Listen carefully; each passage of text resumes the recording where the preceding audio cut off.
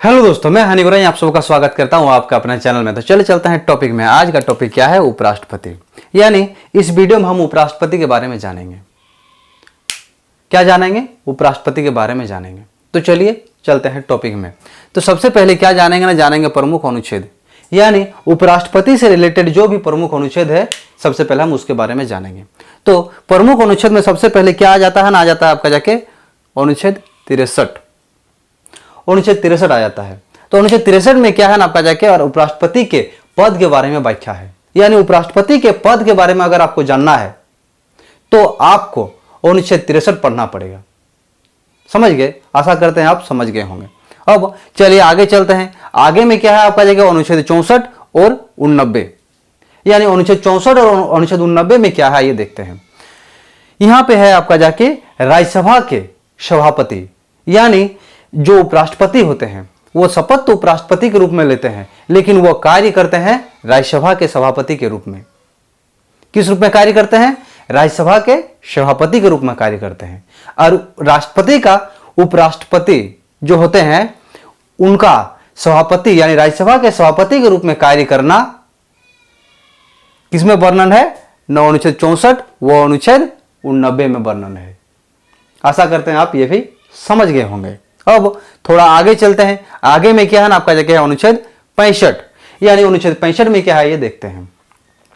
तो अनुच्छेद 65 जो है इसमें वर्णित है आपका जाके, अगर राष्ट्रपति अनुपस्थित रहते हैं किसी कारण से तो उस अवस्था में राष्ट्रपति के कार्य को उपराष्ट्रपति ही संभालते हैं। तो राष्ट्रपति के कार्य को उपराष्ट्रपति जो संभालते हैं वो कितने अनुच्छेद के तहत संभालते हैं ना आपका जाके, संभालते हैं अनुच्छेद 65 के तहत। यानी इसमें क्या है, अनुच्छेद 65 में राष्ट्रपति के अनुपस्थिति में राष्ट्रपति के रूप में कार्य करना उपराष्ट्रपति के द्वारा, वो है कितना अनुच्छेद में? अनुच्छेद 65 में। आशा करते हैं यह भी आपको समझ में आया ही होगा। अब चलिए आगे चलते हैं। आगे में हम क्या देखेंगे? योग्यता के बारे में देखेंगे। यानी हम उपराष्ट्रपति की योग्यता देखेंगे। उससे पहले हम आपको एक बात बताना चाहते हैं, हम राष्ट्रपति का वीडियो बना चुके हैं। अगर आप वो वीडियो नहीं देखे हैं तो जाके देख लीजिए, बहुत ही अच्छा वीडियो बना है। अब योग्यता जब हम जानेंगे तो राष्ट्रपति और उपराष्ट्रपति दोनों को रिलेटेड करते हुए चलेंगे, ताकि जो आपका कंफ्यूजन बनता है वह दूर हो जाए। चलिए जानते हैं योग्यता के बारे में। तो सबसे पहले उपराष्ट्रपति की योग्यता क्या होना चाहिए ना, वो भारत का नागरिक हो। क्या हो? भारत का नागरिक हो, जो कि राष्ट्रपति में भी सेम चीज है। राष्ट्रपति के लिए भी यह अनिवार्यता है कि वो भारत का नागरिक हो। अब चलिए दूसरा पॉइंट में चलते हैं। दूसरा पॉइंट में है आपका जाके 35 वर्ष की आयु पूरी हो चुकी हो। यानी उपराष्ट्रपति बनने के लिए आपका 35 वर्ष आयु जो है पूरा हो जाना चाहिए, तभी आप उपराष्ट्रपति पद के लिए लड़ाई कर सकते हैं, चुनाव में भाग ले सकते हैं।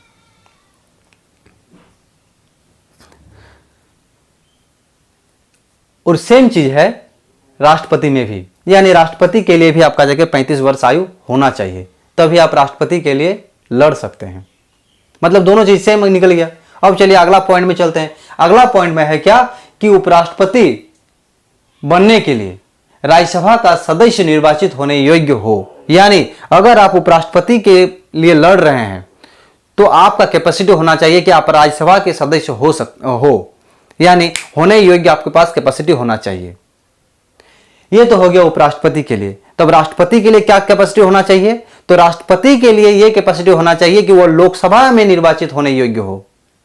दोनों चीज को देखिए, उपराष्ट्रपति के लिए राज्यसभा और राष्ट्रपति के लिए क्या है ना आपका जगह है लोकसभा। दोनों को याद रखिएगा, ठीक ना? कंफ्यूजन होता है थोड़ा, लेकिन उसको आप यहां पर मिटा लीजिए, और मैं आशा करता हूं आपका मिट रहा है। अब चलिए आगे चलते हैं। आगे में क्या है ना आपका जगह किसी प्रकार के लाभ के पद पर ना हो, जो कि उपराष्ट्रपति और राष्ट्रपति दोनों के लिए अनिवार्यता है। राष्ट्रपति के लिए भी किसी भी लाभ के पद पर ना हो, यह अनिवार्यता है, और उपराष्ट्रपति के लिए भी सेम चीज है। मतलब इसमें आपका जाके योग्यता में एक ही चीज अलग है। क्या अलग है ना आपका जाके है? राज्यसभा के लिए उपराष्ट्रपति और लोकसभा के लिए राष्ट्रपति। बस इतना सा ही है अलग। मतलब दिमाग में रहेगा, आशा करते हैं। अब इसमें प्रस्तावक जो है, मतलब उपराष्ट्रपति में जो प्रस्तावक है, इसमें 20 प्रस्तावक और 20 अनुमोदक होना चाहिए।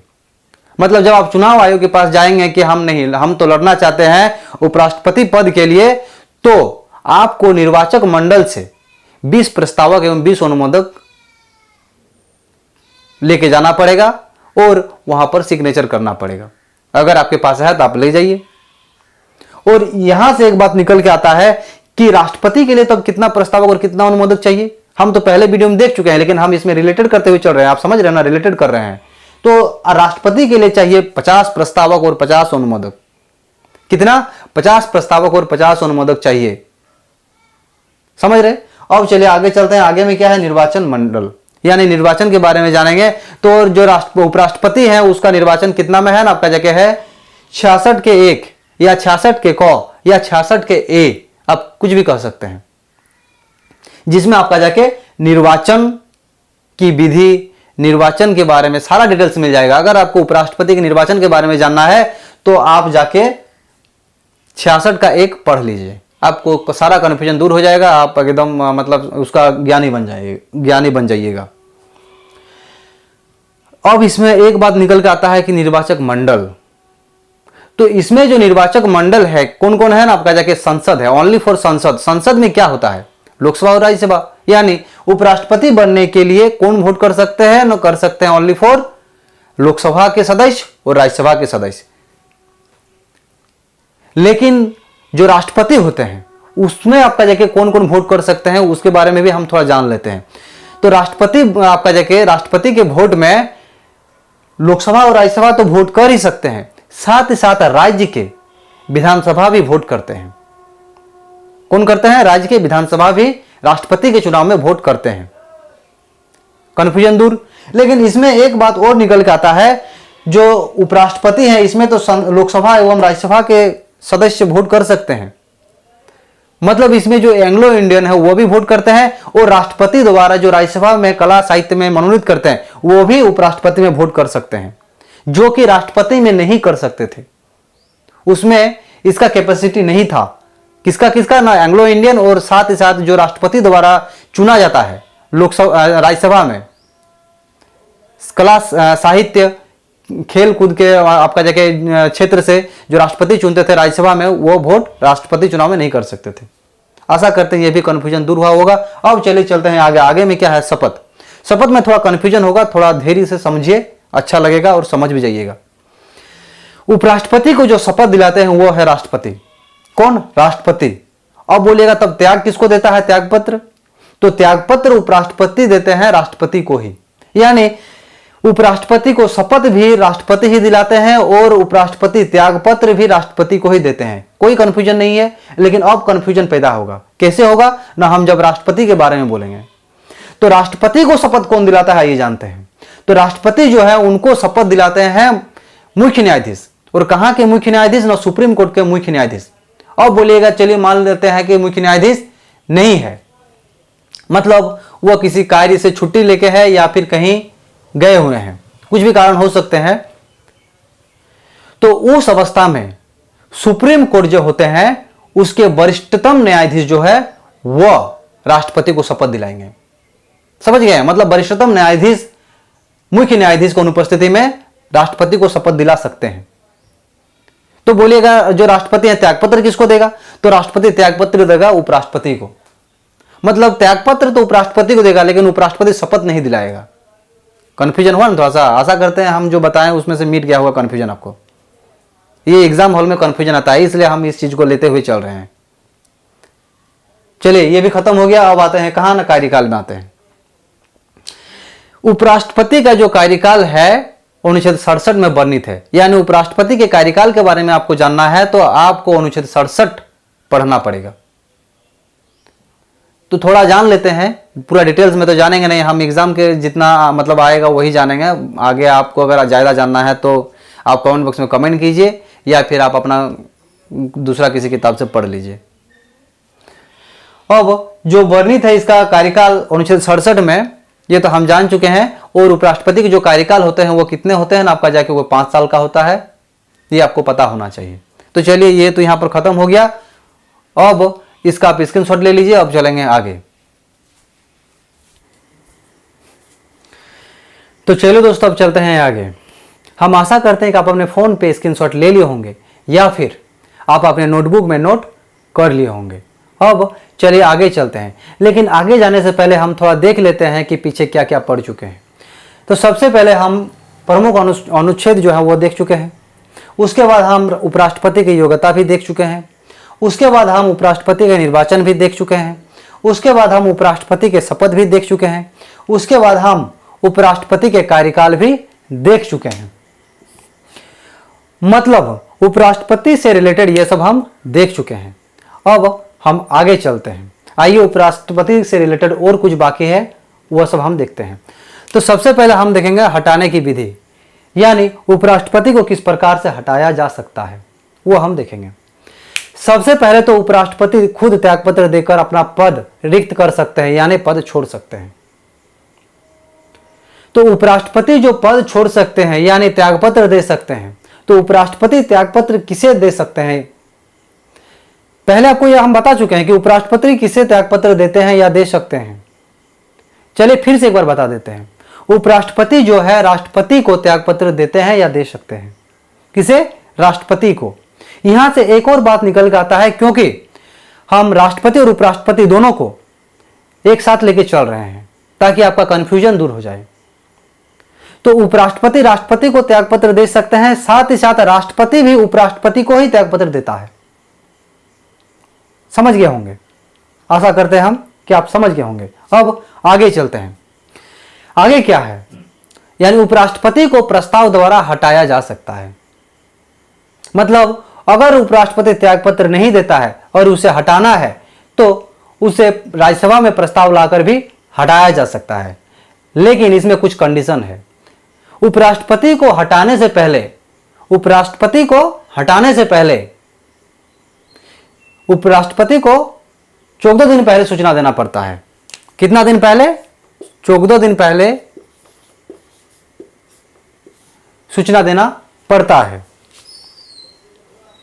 उसके बाद उपराष्ट्रपति हो सके तो खुद से अपना त्यागपत्र दे दे, और अगर त्यागपत्र नहीं देता है तो राज्यसभा में आप प्रस्ताव ला सकते हैं। उसके बाद प्रस्ताव लाने के बाद वो अगर पास हो गया तो उपराष्ट्रपति हट जाएगा। और इसमें से एक बात और निकल के आता है कि उपराष्ट्रपति को हटाने के लिए जो प्रस्ताव लाया जाएगा वह केवल और केवल राज्यसभा में ही लाया जा सकता है। मतलब उपराष्ट्रपति को हटाने के लिए सबसे पहला प्रस्ताव राज्यसभा में ही लाया जाता है, न कि लोकसभा में। यहां से एक और बात निकल के आता है कि राष्ट्रपति को तब कैसे हटाएंगे? तो राष्ट्रपति को हटाने के लिए जो प्रस्ताव लाया जाएगा वह केवल और केवल लोकसभा में ही प्रस्तावित किया जा सकता है। दोनों को रिलेटेड कर दें कैसे, आपको अच्छा लगा होगा। मतलब उपराष्ट्रपति को हटाने के लिए राज्यसभा में प्रस्तावित लाना पड़ेगा और राष्ट्रपति को हटाने के लिए लोकसभा में प्रस्तावित लाना पड़ेगा, वो भी 14 दिन पहले सूचना देना पड़ेगा। चलिए अब आगे चलते हैं। आगे में क्या है? उपराष्ट्रपति के शक्ति एवं कार्य, यानी उपराष्ट्रपति के क्या शक्ति है और क्या कार्य करते हैं ये देखते हैं। तो उपराष्ट्रपति जो है वह राज्यसभा में सभापति के रूप में कार्य करते हैं। उपराष्ट्रपति राष्ट्रपति के रूप में कार्य नहीं करते हैं, वह राज्यसभा के सभापति के रूप में कार्य करते हैं, और जिसके तहत उपराष्ट्रपति को 4 लाख का वेतन दिया जाता है। यानी उपराष्ट्रपति का वेतन कितना है? 4 लाख रुपया है। चलिए अब अगला पॉइंट में आते हैं। तो अगला पॉइंट क्या है ना, ये देखते हैं। तो राष्ट्रपति की अनुपस्थिति में राष्ट्रपति का कार्य या भूमिका उपराष्ट्रपति ही निभाते हैं। यानी मान लीजिए राष्ट्रपति छुट्टी में है या उनका तबीयत खराब है या कोई भी कारण है वो अपने पद में नहीं है, तो उस टाइम राष्ट्रपति के पद को उपराष्ट्रपति ही संभालेंगे। अनुच्छेद 65 के तहत यहां पे लिखा हुआ है, अनुच्छेद 65 के तहत। लेकिन यहां से एक और बात निकल के आता है। क्या बात निकल के आता है ना, ये देखते हैं। उपराष्ट्रपति राष्ट्रपति के तो पद संभाल सकते हैं, लेकिन उसका टाइम लिमिट रहता है। ये नहीं कि वो 5 साल 7 साल संभाल सकते हैं, ऐसा नहीं है। उपराष्ट्रपति राष्ट्रपति के पद को केवल और केवल 6 माह तक ही संभाल सकते हैं। कितना? 6 माह। ऊपर में लिख देते हैं। मतलब अगर राष्ट्रपति का पद रिक्त रहे और उसमें कार्य उपराष्ट्रपति राष्ट्रपति के कार्य को संभाल रहे हैं, उस स्थिति में राष्ट्रपति का चुनाव 6 माह के अंदर करवाना होगा। ठीक ना? मतलब 6 महीना के अंदर राष्ट्रपति का चुनाव करना होगा। आशा करते हैं ये भी आप समझ गए होंगे। अब चलिए देखते हैं राज्यसभा में उपराष्ट्रपति की क्या स्थिति है, यानी सभापति की क्या स्थिति है। उपराष्ट्रपति जो है वह राज्यसभा के सदस्य नहीं होते हैं। क्या? नौ उपराष्ट्रपति राज्यसभा के सदस्य नहीं होते हैं, जिसके कारण उपराष्ट्रपति कोई भी मत नहीं दे सकते हैं, यानी उपराष्ट्रपति कोई भी मत नहीं दे सकते हैं। लेकिन एक कंडीशन में वो अपना मत दे सकते हैं। जब कोई प्रस्ताव पास करने के लिए राज्यसभा में जाए और मान लीजिए कि मत बराबर हो गया, दोनों तरफ 50-50 मत हो गया, तब उपराष्ट्रपति निर्णायक मत दे सकते हैं, यानी उपराष्ट्रपति निर्णायक मत दे सकते हैं, उससे ज्यादा और कुछ नहीं। जब 50-50 होगा तभी उपराष्ट्रपति अपना मत दे सकते हैं। तो चलिए, यह टॉपिक हमारा खत्म हो गया। तो आज के लिए इतना ही, आगे आप देखते रहिए। अगर वीडियो ये अच्छा लगा तो आप कमेंट बॉक्स में कमेंट कीजिए, साथ ही साथ वीडियो को लाइक कीजिए और अपने दोस्तों को शेयर कीजिए। तो चलिए रखते हैं, टाटा बाय बाय।